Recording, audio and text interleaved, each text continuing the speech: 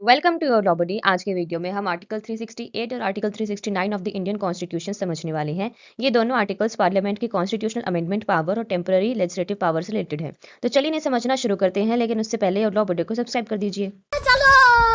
Article 368 का clause 1 कहता है कि कॉन्स्टिट्यूशन के किसी भी प्रोविजन को अमेंड करने की पावर पार्लियामेंट के पास होती है। ये पावर कॉन्स्टिट्यूएंट पावर कहलाती है और ये कॉन्स्टिट्यूशन के बाकी सब प्रोविजंस पर ओवरराइड करती है, लेकिन अमेंडमेंट जो है वो आर्टिकल 368 के प्रोसीजर के अकॉर्डिंग ही होगी। Next we have clause 2। ये कहता है कि अमेंडमेंट सिर्फ एक बिल के थ्रू होता है। बिल लोकसभा या राज्यसभा किसी भी हाउस में इंट्रोड्यूस हो सकता है। दोनों हाउसेज में बिल को टोटल मेंबरशिप की मेजॉरिटी और प्रेजेंट और वोटिंग मेंबर्स के 2/3 मेजॉरिटी से पास होना जरूरी है। पास होने के बाद बिल प्रेसिडेंट के पास असेंट के लिए जाता है। प्रेसिडेंट असेंट देते ही कॉन्स्टिट्यूशन अमेंड हो जाता है। इसी के साथ है एक प्रोवाइजो। ये प्रोवाइजो जो है ये कहता है कि अगर अमेंडमेंट जो है वो इन मैटर्स को इफेक्ट करती है तो स्टेट्स की रेटिफिकेशन भी रिक्वायर्ड होती है। Minimum half of the states, for example article 54, 55, 73 and 162 and article 241, part 5 का चैप्टर 4, देन है पार्ट 6 का चैप्टर 5 और 7 शेड्यूल की लिस्ट और पार्लियामेंट में स्टेट्स का रिप्रेजेंटेशन और आर्टिकल 368 खुद। रेटिफिकेशन के बाद ही बिल प्रेसिडेंट के पास जा सकता है।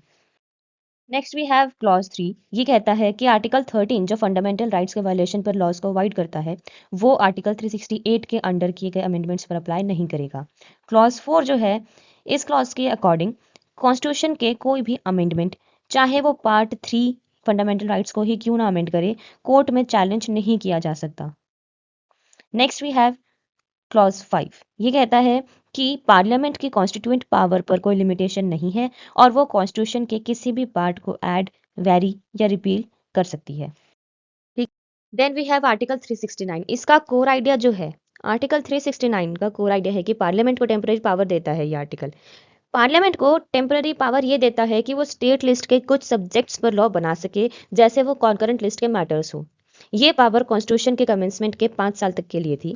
क्लॉज ए जो है ये कहता है कि पार्लियामेंट इन मैटर्स पर लॉ बना सकती थी। Cotton and woollen textiles, raw cotton and cotton seed, paper, food stuff and edible oils, coal, iron, steel, production, supply and distribution related matters पर। नेक्स्ट है क्लॉज बी। ये कहता है कि इन सब्जेक्ट्स रिलेटेड ऑफेंसेस जो हैं वो कोर्ट्स के jurisdiction and powers, supreme court के अलावा फीस, लेकिन कोर्ट फीस एक्सक्लूड की गई थी। ठीक है, अब हम बात करते हैं इसके एक्सपायरी इफेक्ट के बारे में।